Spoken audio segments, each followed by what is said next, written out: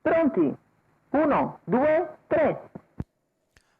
Buona la prima, in 1 metro, Cindy Caraf davanti nei confronti di Cinic Daghi, che cerca di serrare sotto con Cayenne Numero SLM di 6, fuori, Condor poi Centauro Boccino, Pella al largo di squalificato. Crusoe dei Greppi, ancora Crystal Trio che è partita molto bene mentre ha sbagliato Condor Boccino. Alla retroguardia c'è Cuba del Duomo. I primi 200 metri in 15,4 da parte di Cindy Caraf, che ha preso la testa e adesso può gestire i parziali. All'esterno la rivale dichiarata Cayenne SLM. Alla corda tra i due c'è Cinic Daghi. 30 per i primi 400 metri di corsa con Cindy Caraf e Cinic Daghi alla corda. Cayenne SLM all'esterno, questo terzetto che ha preso ampio margine a Crusoe dei Greppi, che segue in quarta posizione precedendo Crystal Trio, quindi Cuba del Duomo, Cuore di Bass e Centauro Pel. 45,2 per i primi 600 di gara e il giro di Cindy Caraf che se ne va in 1 minuto spaccato.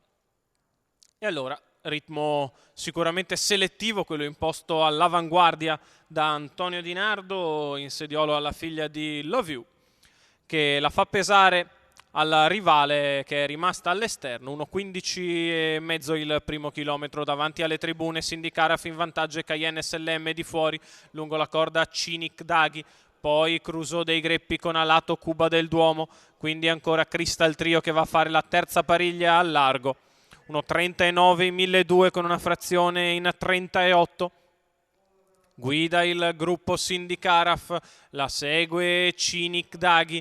Cayenne SLM che sta pagando il duro percorso all'esterno, la piegata passata in 15,1, Cindy Caraf allunga, Cayenne SLM scompare, viene in terza ruota Cuba del Duomo anticipando Crystal Trio, Cinic Daghi avanti a Crusoe dei Greppi alla corda, poi ancora Cuore di Bassi, il miglio passato in 2 minuti e 4 decimi da Cindy Caraf che ha 3 sulchi di vantaggio nei confronti di Cinic Daghi. Cuba del Duomo che ha girato l'ostacolo esterno, poi si è fermata lì, viene in mezzo alla pista Crystal Trio, intanto la battistrada ha fatto il vuoto alle sue spalle. 14,4 per la curva conclusiva. Cindy Caraf che conferma la crescita esponenziale, vince per dispersione, mentre per il secondo Crystal Trio sul palo Giustizia Cinic Daghi.